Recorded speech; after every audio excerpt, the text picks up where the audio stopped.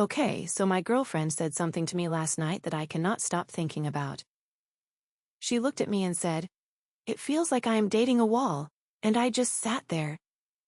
I did not know what to say, because the thing is, I do care about her, I know I do, but every time she wants to talk about feelings or where we are going, something in me just shuts off, like someone flipped a switch, and I go blank. Can I tell you something? The fact that you are here, trying to figure this out, tells me something really important. You are not cold, you are stuck, and there is a huge difference. Stuck. Yeah, that actually feels more accurate, because it is not like I do not have feelings, I just cannot get them out. It is like they are behind a locked door and I lost the key. That is a really good way to put it. And here is the thing: that locked door? You did not build it. Your nervous system built it for you when you were really young.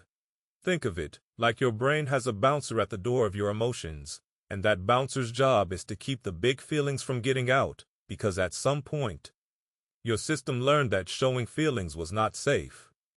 A bouncer for my emotions. Okay, that is weirdly accurate.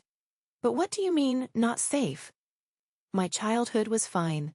My parents were fine. Hold that thought, because what you just said is actually one of the most important clues. But first, let me give you the name for what is happening when your brain senses too much closeness or too much emotional demand. It runs a specific set of moves: finding flaws in your partner, thinking about work during an emotional conversation, comparing your girlfriend to an ex, wanting to be alone, going blank. Psychologists call these deactivating strategies, and the whole system is called the Deactivation Strategy. The deactivation strategy. So my brain is literally deactivating my feelings on purpose? Not on purpose. That is the key. You are not choosing to shut down. Your nervous system is doing it automatically. It is like a circuit breaker that trips when the emotional load gets too high, and most avoidant people have no idea it is happening. They just feel nothing, and then they feel guilty about feeling nothing. That is literally me. She is crying, and I am standing there thinking about what I want for dinner, and then I hate myself for it, but I cannot make myself feel the thing she needs me to feel. Yeah, and here is where it gets really interesting. Remember how you said your childhood was fine? A psychologist named Maine developed something called the adult attachment interview. Basically, she would sit adults down and ask them about their childhood. Tell me about your relationship with your mother. What happened when you were upset? Okay, and what did she find? She found a really specific pattern with avoidant adults. They would say things like, "Oh, my childhood was great. My parents were wonderful. Everything was fine." Very positive, very general. But then, when the researcher asked for a specific memory, like tell me about a time your mom comforted you when you were scared, there would be this long pause, and then, nothing. They could not come up with one. Wait, that is, oh my God. If someone asked me right now to tell them a specific time my mom comforted me when I was upset, I honestly do not know if I could. And that is not because your mom never comforted you. It might be because your system learned to file those emotional memories in a place you cannot easily access. Maine found that avoidant adults are not lying when they say their childhood was great. They genuinely believe it, but the emotional data is suppressed. The bouncer is not just blocking feelings from going out, it is blocking memories from coming in. That is actually kind of scary. So my brain is hiding my own memories from me? Not hiding exactly, more like filing them in a cabinet you do not have the key to, and it did that to protect you, because if showing emotions did not get you comfort as a kid, if crying did not bring anyone running, your brain made a smart decision. It said, okay, feelings are not useful here. Let me turn down the volume on those, and that was adaptive.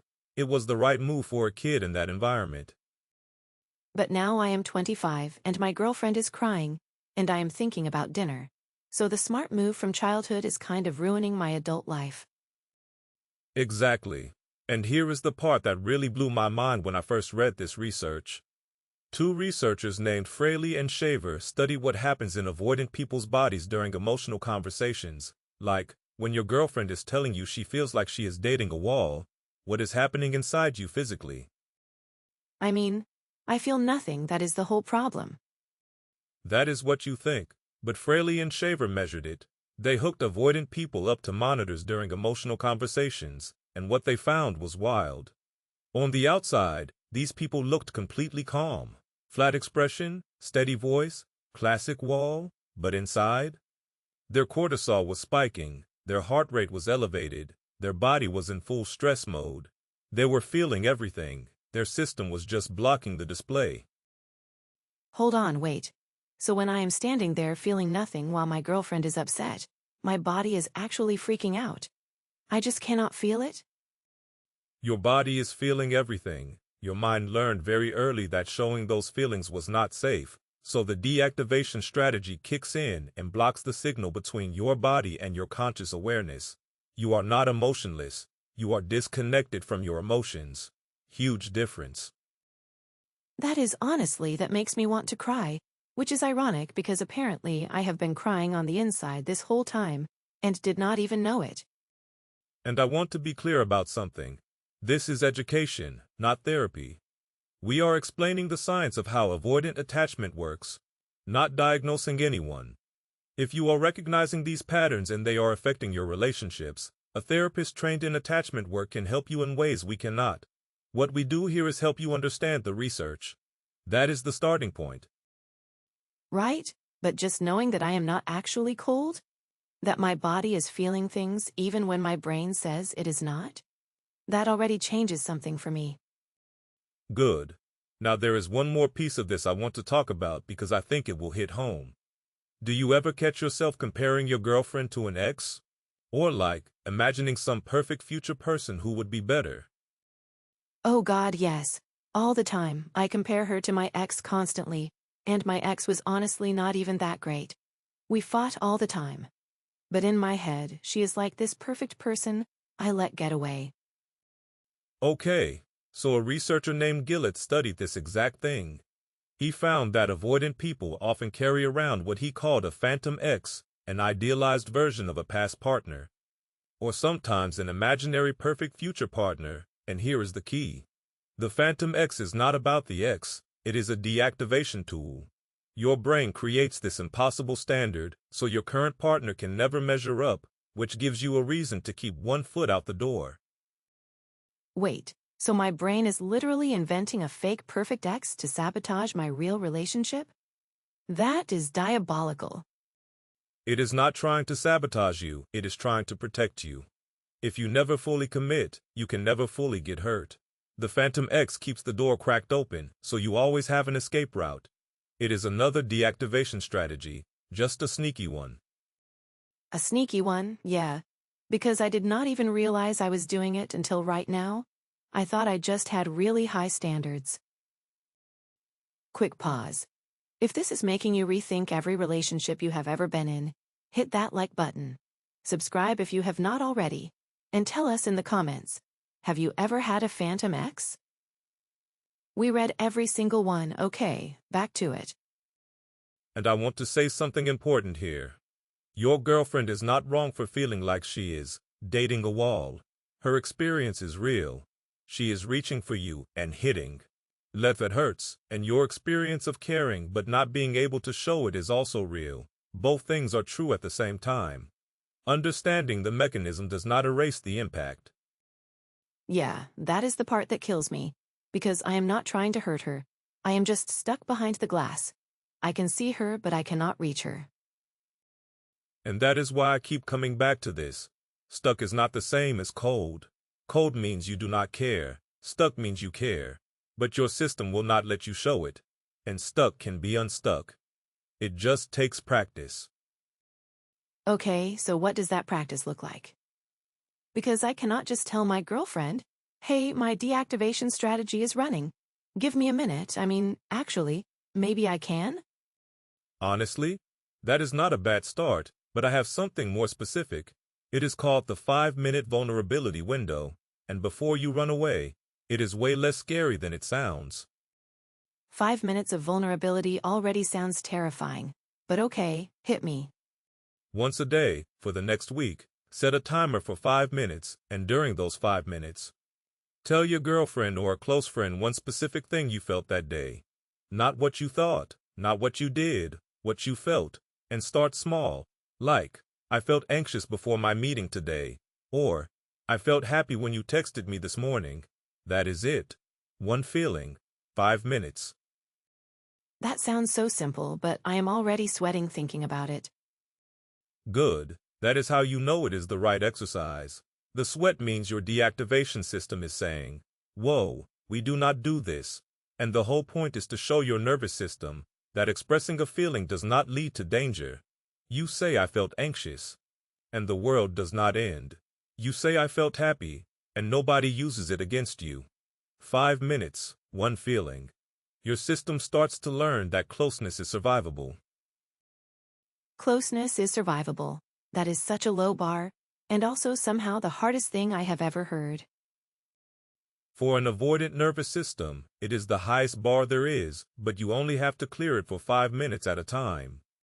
All right, I need to organize my brain before it shuts down on me, which would be very on brand.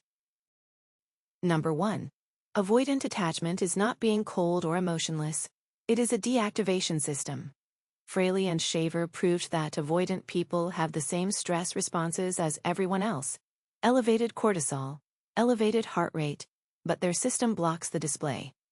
You are feeling everything. You just cannot show it. Number 2. Deactivating strategies run on autopilot, finding flaws in your partner, going blank during emotional conversations, retreating into work, comparing them to a phantom ex. These are not choices. They are your nervous system's learned response to the discomfort of closeness. Number 3. The phantom ex is a distance tool, not real longing. Gillath's research showed that avoidant people idealize past partners or imagine perfect future ones to keep their current relationship at arm's length.